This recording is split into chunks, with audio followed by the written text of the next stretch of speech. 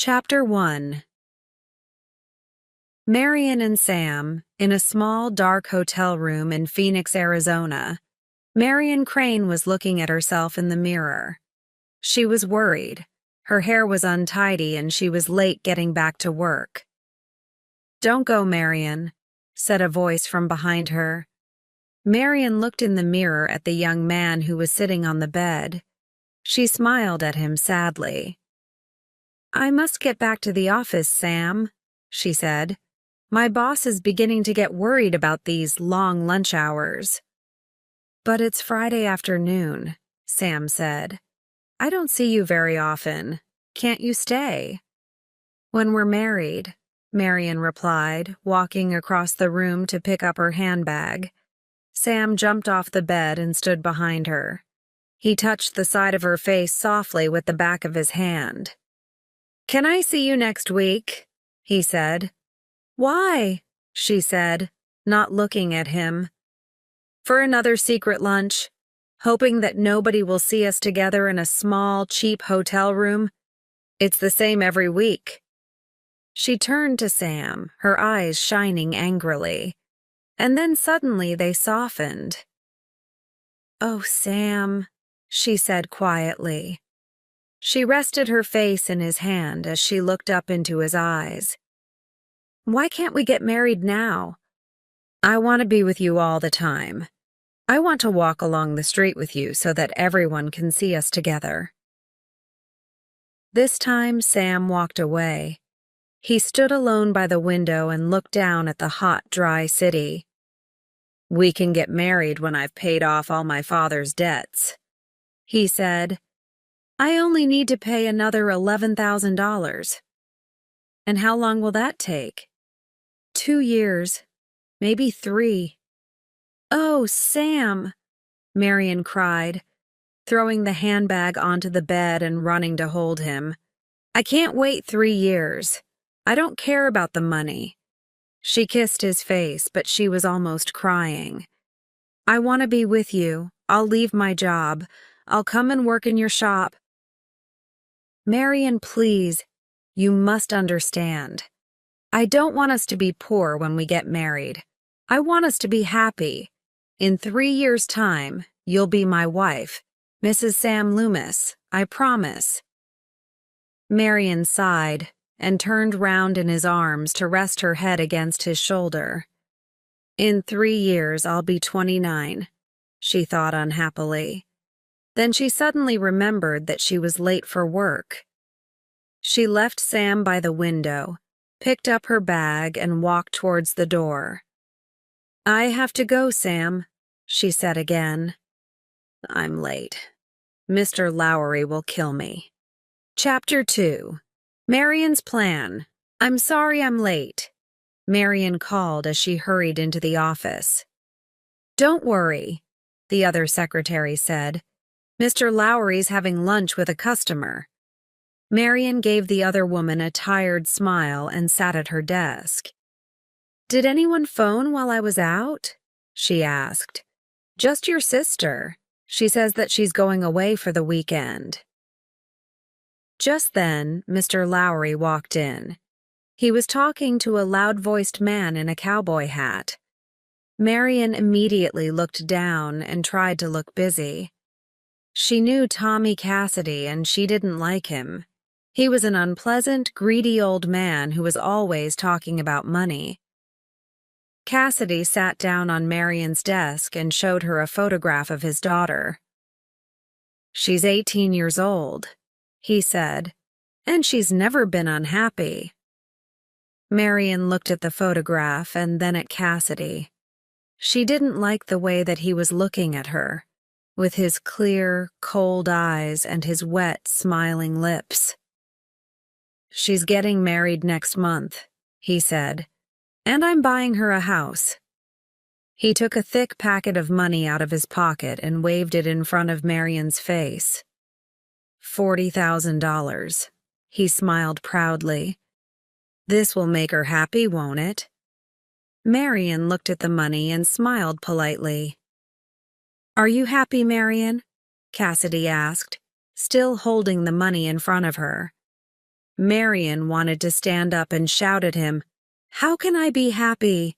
I can't get married for 3 years while Sam works to pay off his father's debts. But you're rich. You can make $11,000 in 3 weeks. It isn't right." But she didn't say any of this, of course. She sat at her desk and smiled sweetly. "I think so, Mr. Cassidy," she said. "I hope you are," Cassidy said, putting the money on the desk. "Remember, Marian, money can't buy happiness, but it can stop unhappiness." He walked away into Mr. Lowry's office, but Mr. Lowry didn't follow him. He was looking at the money on Marian's desk and seemed worried. "I don't want that money here over the weekend," he said to her quietly. "Take it to the bank after work." "Perhaps I can take it now?" Marian asked. "I've got a terrible headache." "Good idea," Mr. Lowry agreed. "Take the money straight to the bank, then go home and have an early night."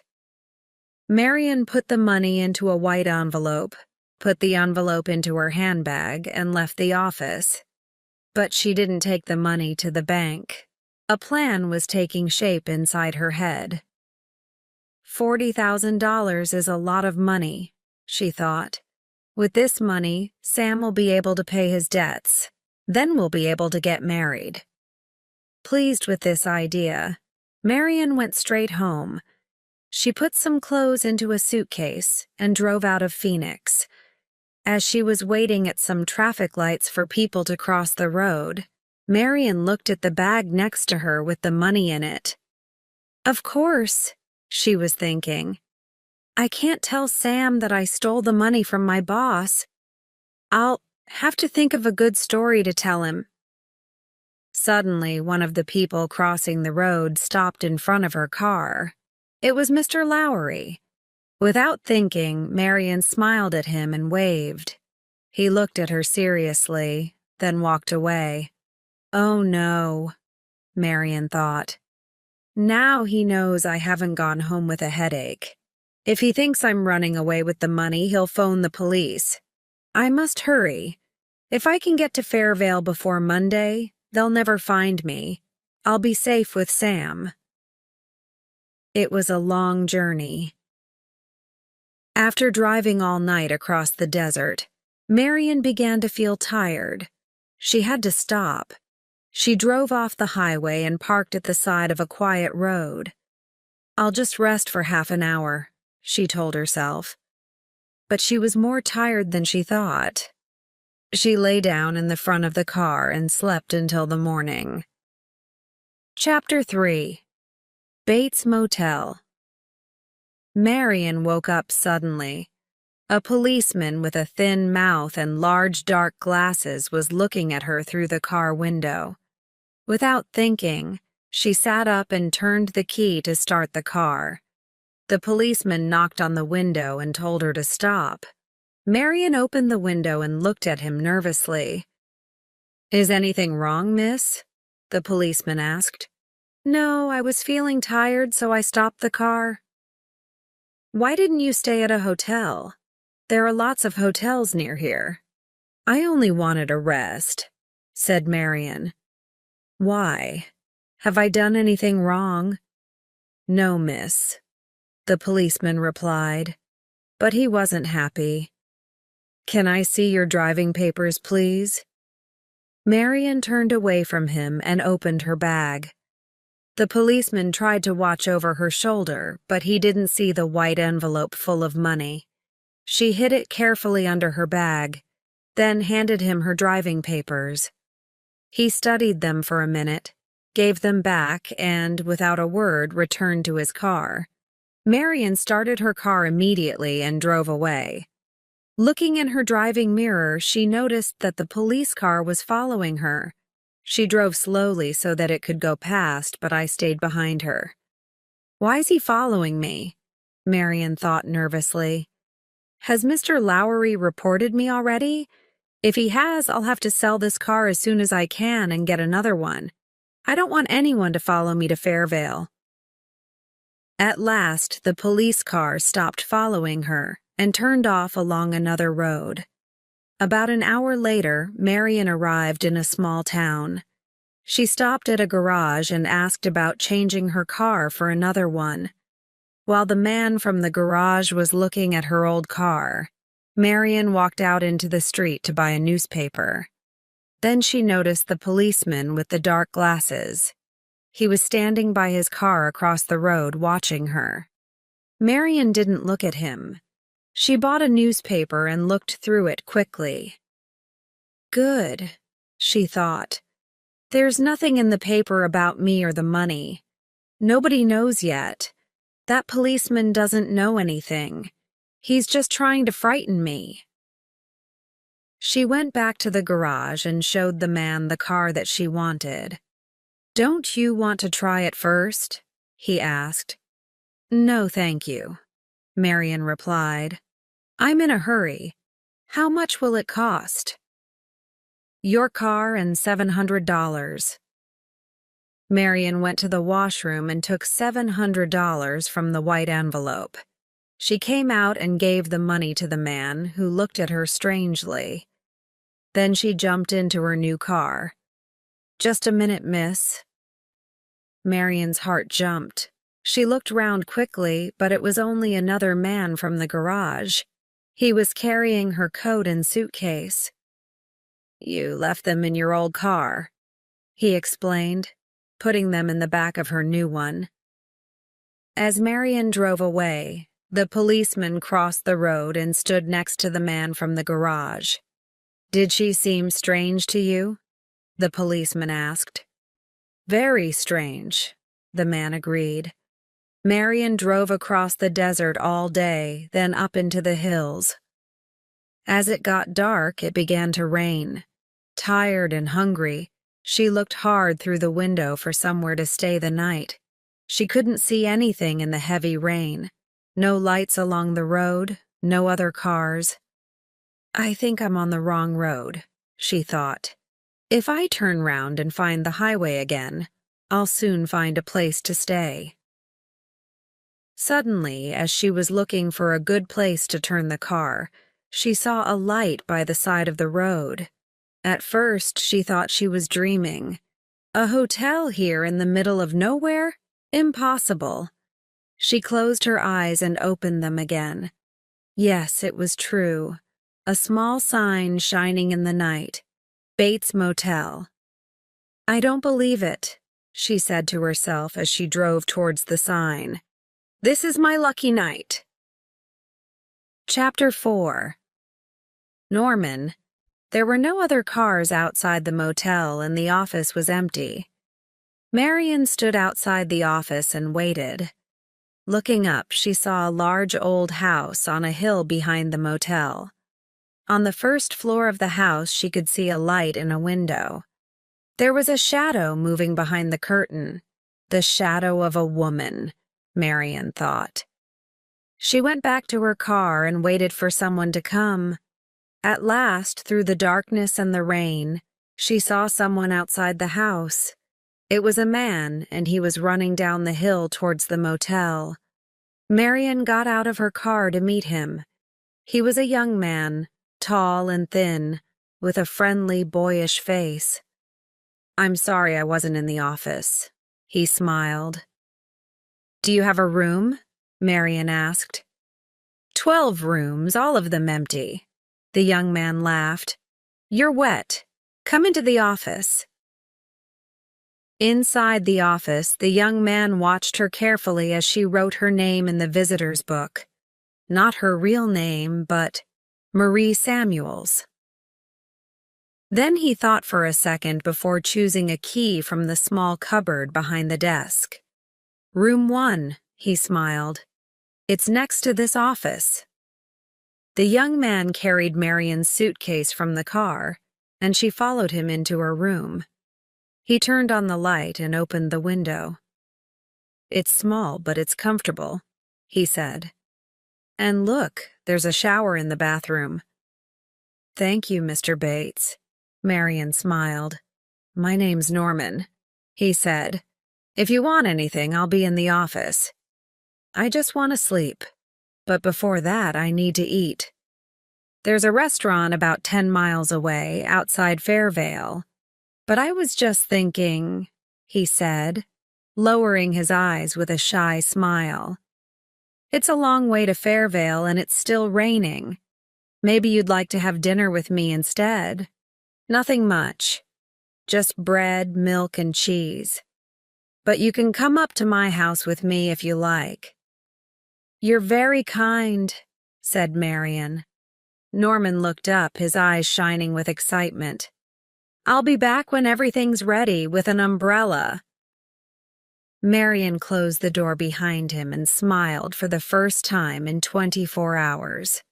What an amusing young man, she thought, just like a little boy. But she was tired, and she had important things to think about. The money, for example. Marian looked round the room for somewhere to hide it. There wasn't much furniture. She decided to put the envelope inside her newspaper and leave it next to the bed. While she was doing this, she heard a loud voice. It came from the big house on the hill. She went to the window and listened. It was the angry voice of an old woman. No, you can't bring strange young girls up to this house. Mother, please, Norman replied. First you bring them up to the house, then what? Music after dinner, holding hands and kissing? Mother, she's just a stranger. She's hungry and it's raining. She's not having food with my son in this house. Do you understand, boy? Are you going to tell her or shall I come down and tell her? Shut up, Norman cried. Shut up. Then everything was silent. Chapter 5. Mad Things. Marian heard the front door of the big house as it closed. Moments later, she left her room and met Norman, who was standing nervously outside her door. I made trouble for you. I'm sorry, Marian said. No, it's my mother, that's all. She isn't well today. I'm sorry, I can't take you to the house. I've taken the food into my office. Would you like to come in there? Marian followed Norman into a small room behind his office. It was a strange room, full of old clocks and stuffed birds. Norman watched her quietly as she began to eat, then said, You eat like a bird. Do you know a lot about birds? I don't know much about them. I just like stuffing them. That's a strange thing to do, said Marian. I enjoy it. Is your time so empty? No, I'm very busy. I do everything in the office. I clean the rooms. I look after my mother. Have you got any friends? Norman looked surprised at this question. A boy's best friend is his mother. Marian looked at her bread and cheese. She couldn't think of anything to say. The room was quiet, just the sound of the clocks. It stopped raining, Norman said. Marian smiled politely and continued eating.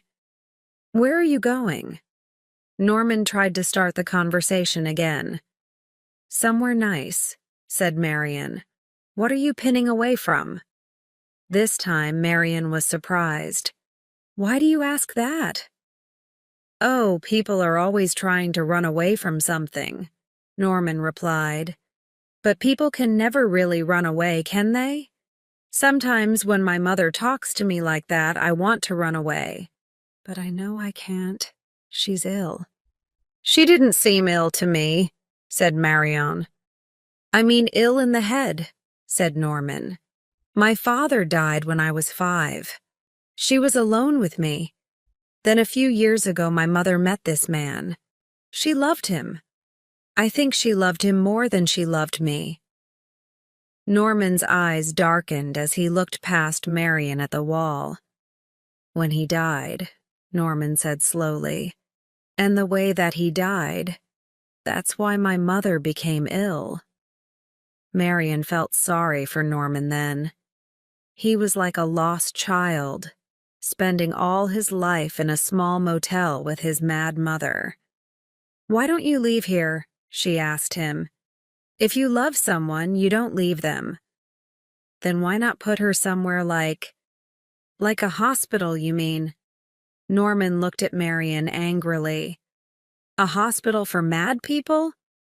I'm sorry, I didn't want to be rude.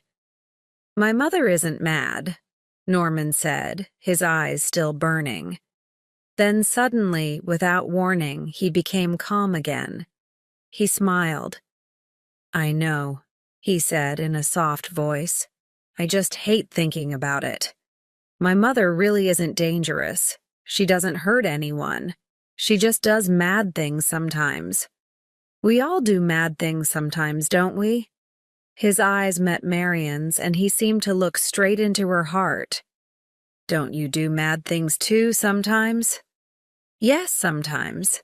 Marian smiled.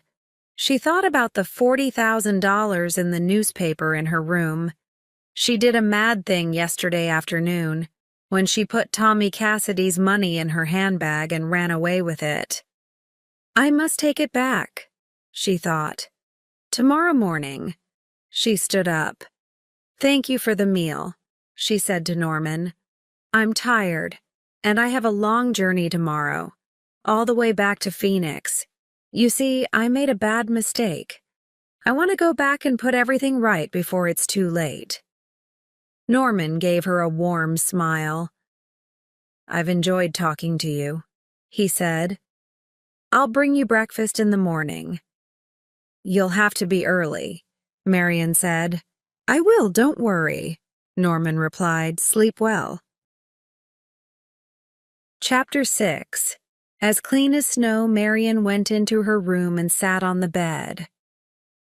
Yes, it was a stupid idea to steal that money, she thought.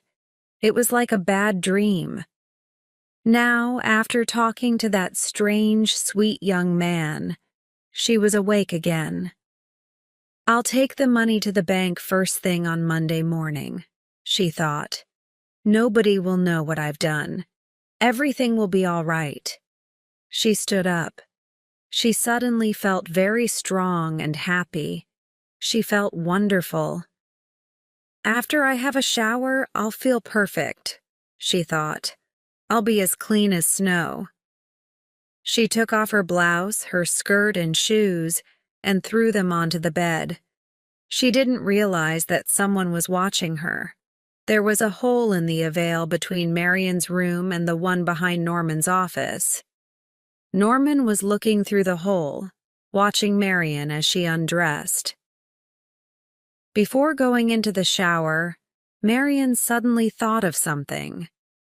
She sat down at a small desk and wrote some numbers on a piece of paper.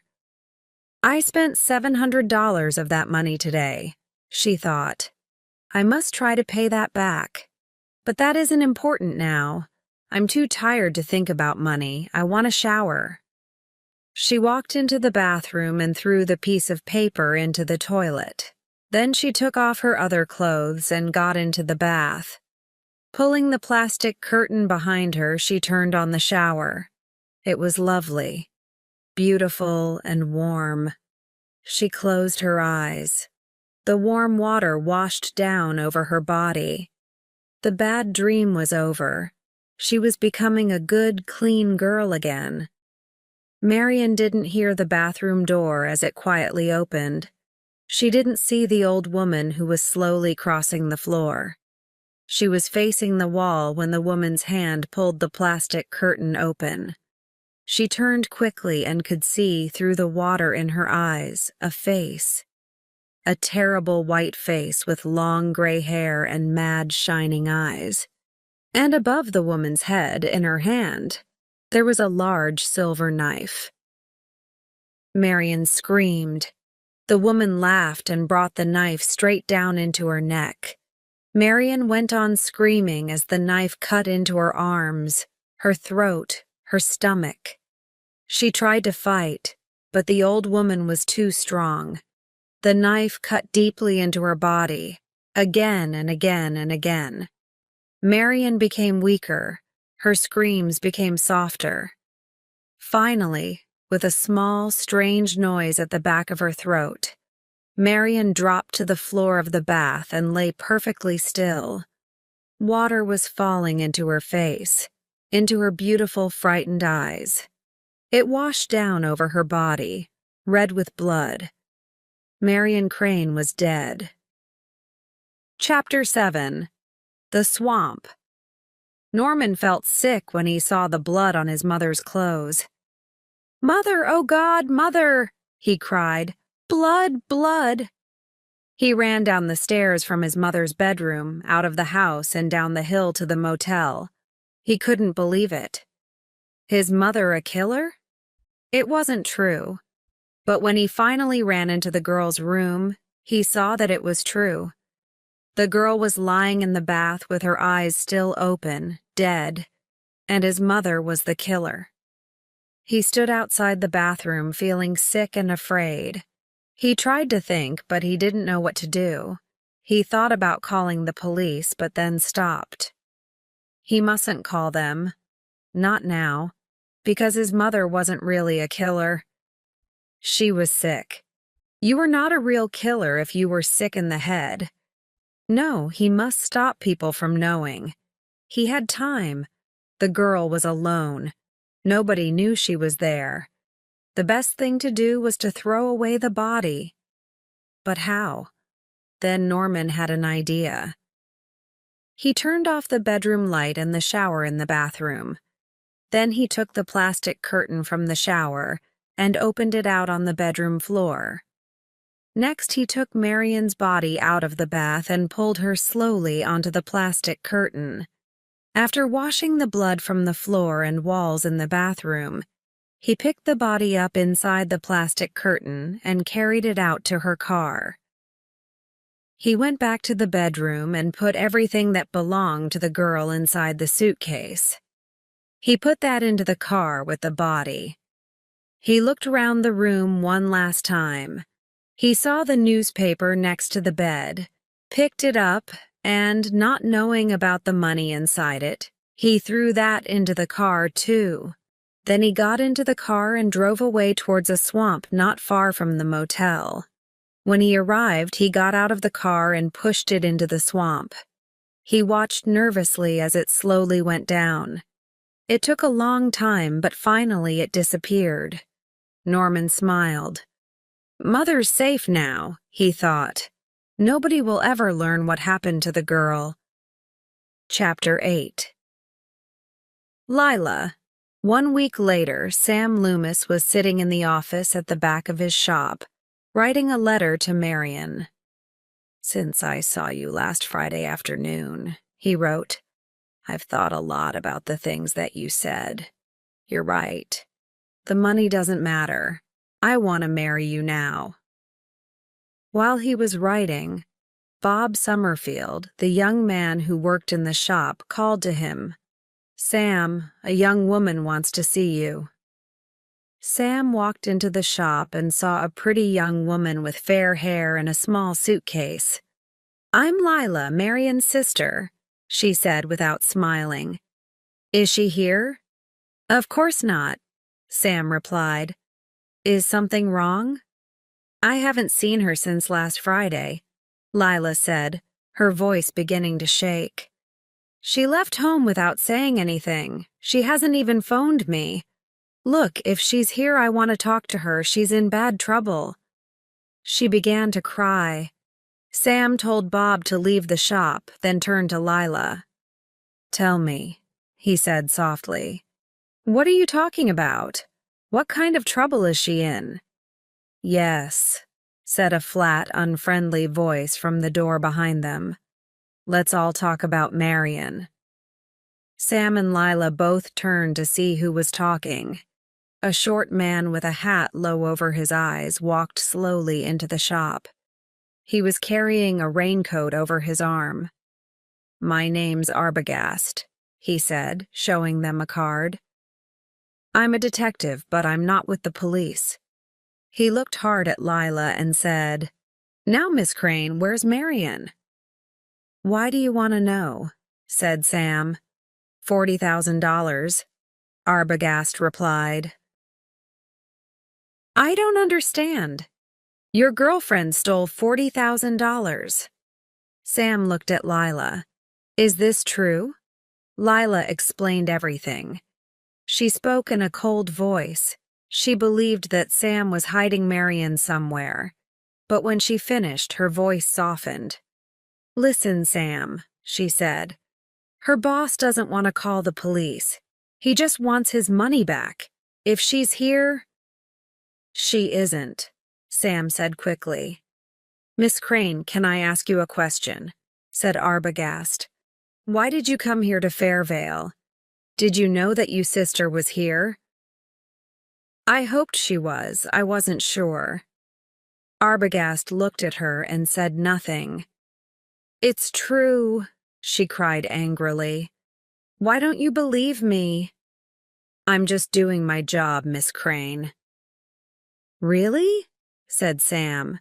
Then have you phoned any hospitals at Phoenix? Maybe she's had an accident. That's not possible, Arbogast replied. Her boss saw her in her car last Friday. She was driving out of Phoenix with the money. Then Arbogast looked at Lila. He gave her a warm, friendly smile to show that he finally believed her. I think she's here, Miss Crane, he said. Maybe not here with her boyfriend, but she's somewhere near Fairvale. I can feel it. Don't worry, he said, touching his hat and walking towards the door. I'll find her.